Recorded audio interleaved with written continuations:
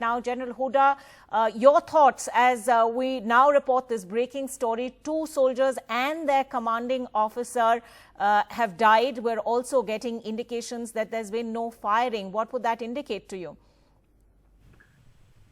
So whether it's in firing or, as being reported, it's in some violent clash, the fact is that this is extremely, extremely serious, and I think it could, completely sort of vitiate whatever dialogue and processes, at least at the military level, that has been going on. So it's extremely unfortunate that we've had this incident. Would you then would you believe then there has been no Chinese withdrawal? So I would know. So obviously, if although the chief said that there has been major disengagement, I think is what the word he used in this area. Obviously, there still are sufficient troops which are, in contact with each other, which are face to face, and that's the reason why you have this kind of violent clashes. If people had disengaged and withdrawn, obviously you wouldn't have had these incidents. General Huda, AFP, the news agency, is now reporting that Beijing is accusing India of crossing its border and attacking Chinese personnel. Now, this is something that Reuters has also picked up, and the Chinese Foreign Ministry, when asked about the Indian Army reporting casualties, has said that it calls on India not to take unilateral actions. Now, General Huda, it's very important to stress at this point that there has been no official reaction from India to any of this. So it's very important to reiterate time and again that this is the Chinese position as we are getting it right now, that too from international agencies, that Beijing is accusing India now of crossing the border and attacking Chinese personnel. But what do you make of the situation as we know? And there are very few details available right now. See, this is something that the Chinese have been always saying. So if you see their initial statements that they gave once this, the whole thing happened around 5th, 6th May. And their first reaction and statement was that India has crossed over onto their side and India is stopping its patrol. So I think these are standard statements that they give. I think the key issue is going to be that the two sides meet. And I have been stressing this, that while, at the military to military contact level, it's good, you can, make sure there is no escalation. But ultimately, I think the earlier this issue gets raised at the diplomatic level strongly, and if that doesn't work at the political level, it's interesting that you I think say that's where you will find the solution. General Huda, pardon the interruption, but would you say that it's gone beyond military level talks right now? See, I'm not saying gone beyond. I'm saying some military level talks have their usefulness, and their usefulness is in making sure that the situation on ground remains calm. But obviously, where territories are involved, both countries are not going to step back, and therefore resolution, if at all, has to come at the diplomatic level. So it isn't that military talks are, of no use at all. But the earlier, it's taken up strongly at diplomatic level, the better it is going to be.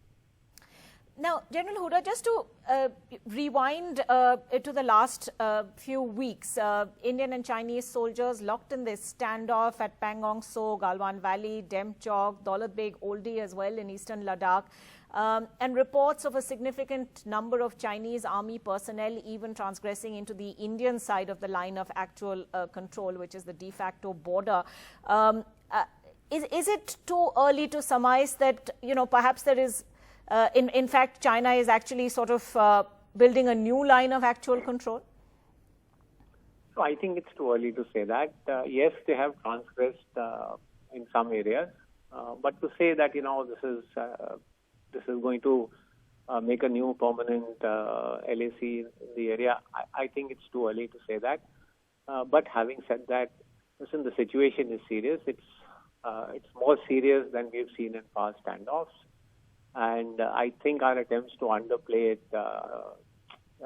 should not be there. We should tackle it. We should say that the situation is serious, and then look at steps that we need to do to resolve it. General Hooda, do stay with us. Brahma Chelani also on the phone line with us. Mr. Chelani, your thoughts at this point as we report this breaking story?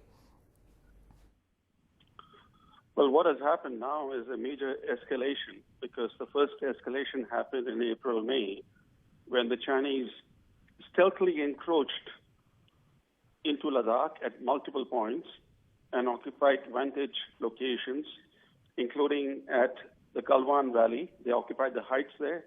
They also changed the status quo at Lake Pangong. So we saw that major escalation in April, May, and the armed confrontation that has happened last night marks yet another escalation. Whether that armed confrontation happened with guns or happened with rods and stones is immaterial. What is serious is the fact that there was an armed confrontation in which an Indian commanding officer and two Indian Jawans were martyred. After this, India-China relations will not be the same again. What we are seeing marks a watershed, because the stealth occupation of vantage locations in April, May, followed by clashes and the latest killings, underscore not only the seriousness of the situation, but also the likely transformation of the China-India relationship.